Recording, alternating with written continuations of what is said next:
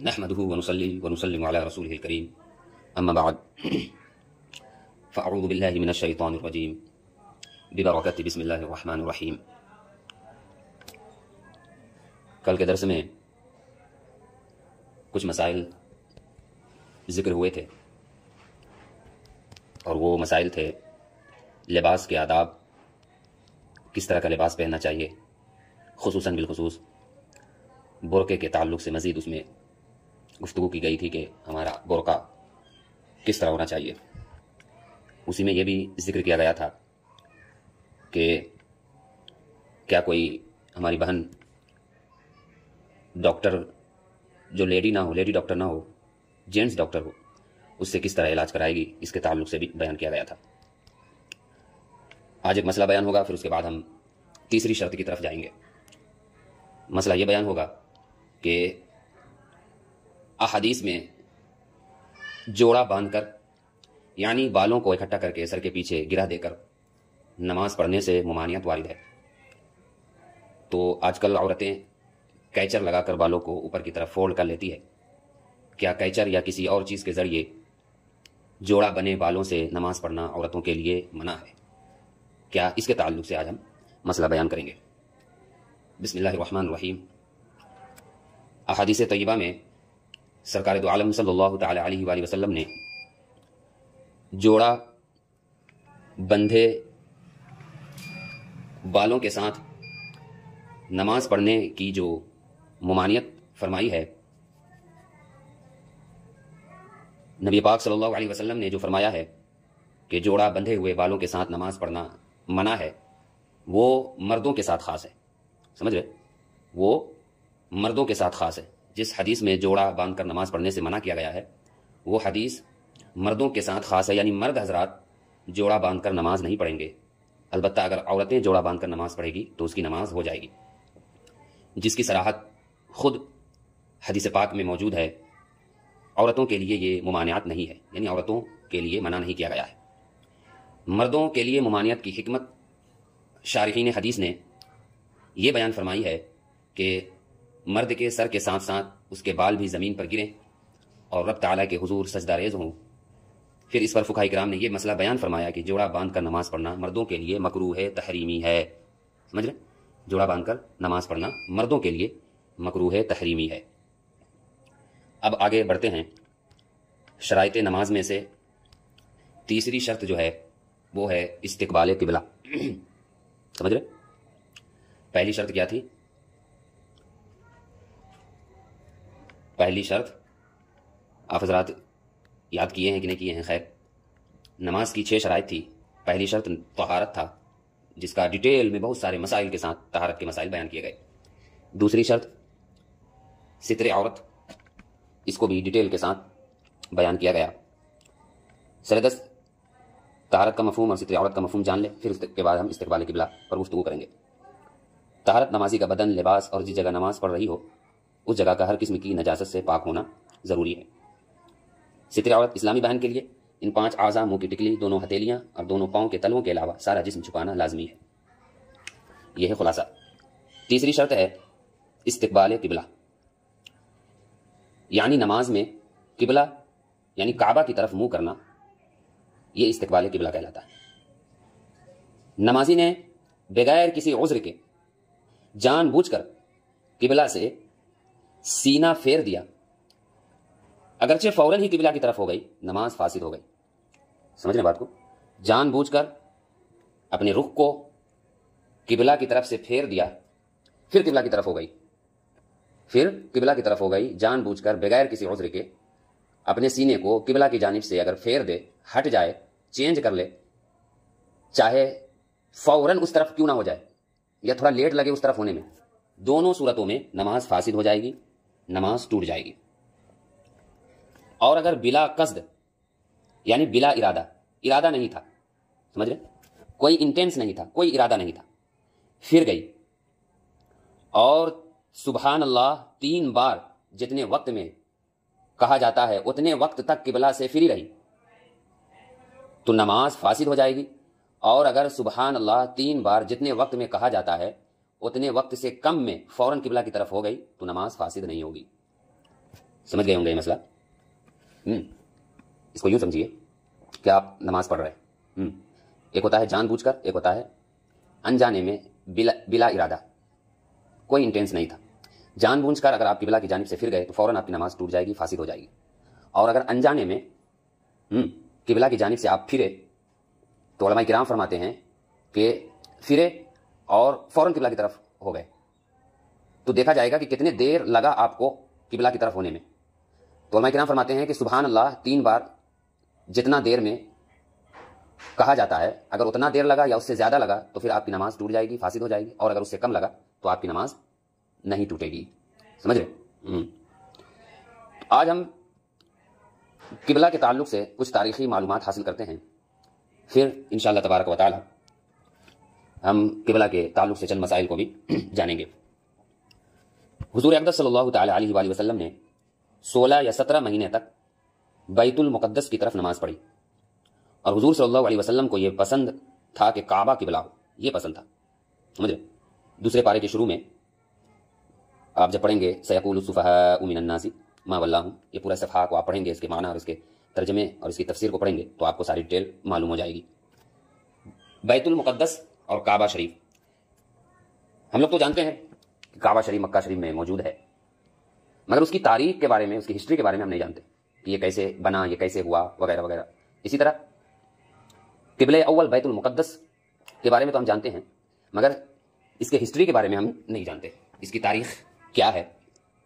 तो इस्लामी तारीख के बारे में जानना बहुत ज़्यादा ज़रूरी है। इस्लामी तारीख का नॉलेज रहेगा तो हमारे लिए बहुत अच्छी बात होगी हमारे लिए।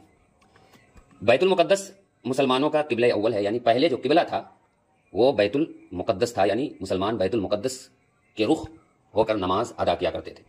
16 या 17 महीने नमाज बैतुल मुक़द्दस की तरफ रुख करके पढ़ी गई है। बैतुल मुक़द्दस ये फ़िलिस्तीन के शहर अल-कुद्स में वाक़ है। बाज़ ने शहर को भी बैतुल मुक़द्दस कहा है, पूरे शहर को ही बैतुल मुक़द्दस कहा है। अल-कुद्स की वजह बयान करते हुए हकीमुल उम्मत मुफ्ती अहमद यार खान नईमी अशरफी अलैहि रहमा लिखते हैं, चूँकि उस ज़मीन में हज़रात अंबिया किराम अलैहिमुस्सलाम के मज़ारात बहुत हैं, इसलिए उसे कुद्स कहा जाता है। ये अंबिया और सुलहा यानी नेक लोगों का मरकज़ रहा है। हज़रत सैयदुना सुलेमान अलैहिस्सलातु वस्सलाम का मज़ार अक़दस और आलम इस्लाम की मशहूर व मारूफ मस्जिद अक्सा भी इसी शहर में वाक़ है। समझ रहे बात को?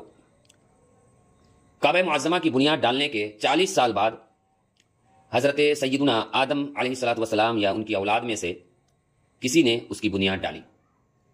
फिर उसकी तामीर हज़रत सैयदुना साम बिन नूह अलैहिस्सलातु वस्सलाम ने की। अरसा दराज के बाद हज़रत सैयदुना दाऊद अला नबीना व अलैहिस्सलातु वस्सलाम ने बैतुल मुक़द्दस की बिना यानी बुनियाद उस मकाम पर रखी जहां हज़रत सैयदुना मूसा अलैहिस्सलाम का खीमा नस्ब किया गया था। खीमा यानी जब कुछ लोग सफ़र कर रहे हों और मंजिल आ गई हो तो सारे लोग हैं ना वहाँ पर रुकते हैं, फिर वहाँ पर ठहरने के इंतजामात वगैरह किए जाते हैं। इस इमारत के पूरा होने से कबल हज़रत सैयदुना दाऊद अलैहिस्सलाम की वफ़ात का वक्त आ गया तो आपने अपने फ़र्जंद हज़रत सैयदुना सुलेमान अलैहिस्सलाम को इसकी तकमील की वसीयत फरमाई, यानी इसे मुकम्मल करने के बारे में वसीयत फरमाई। चुनांचे हज़रत सैयदुना सुलेमान अलैहिस्सलाम ने जिनों की एक जमात को इस काम पर लगाया और इमारत की तामीर होती रही। अभी 1 साल का काम बाकी था कि आपका इंतकाल का वक्त आ गया। आपने गुस्ल फरमाया, नए कपड़े पहने, खुशबू लगाई और उसी तरह तशरीफ़ लाए। असा यानी स्टिक पर तकिया फरमा कर खड़े हो गए, यानी उसके बोझ पर, यानी उसका सहारा लेकर, असा का सहारा लेकर खड़े हो गए। मलकुल मौत हज़रत इज़राइल अलैहिस्सलाम ने आपकी रूह कब्ज़ कर ली। आप इसी तरह असा पर टेक लगाए रहे। पहले तो जिनों को रात की फुर्सत मिल भी जाती थी, अब दिन रात बराबर काम करना पड़ता था। हज़रत हर वक्त खड़े ही रहते थे और इजाज़त मांगने की किसी में हिम्मत न थी। ना 4 साल भर तक यक लख्त दिन रात बराबर काम किया। हज़रत सैयदुना सुलेमान अलैहिस्सलाम ने बैतुल मुक़द्दस की मस्जिद को संगे रुखाम यानी संगे मरमर, हीरा जो होता है ना, उससे, मोतियों और याकूतों से बनवाया और बैतुल मुक़द्दस के गुंबद के सिरे पर किबरीत अहमर, सुर्ख गंधक का इंतजाम किया जिसकी रोशनी कई मीलों तक पहुंचती थी। बैतुल मुक़द्दस की खिदमत के लिए कसीर खादिमीन हाजिर रहते थे। एक वक्त ऐसा आया कि हज़रत सैयदुना ज़करिया अलैहिस्सलातु वस्सलाम के मुबारक ज़माने में बैतुल मुक़द्दस के खुद्दाम की तादाद 4000 थी, यानी खिदमत करने वाले वर्कर की तादाद 4000 थी। ان خدام کے 27 یا 70 سردار تھے جن کے امیر حضرت سیدنا زکریا علیہ الصلوۃ والسلام تھے۔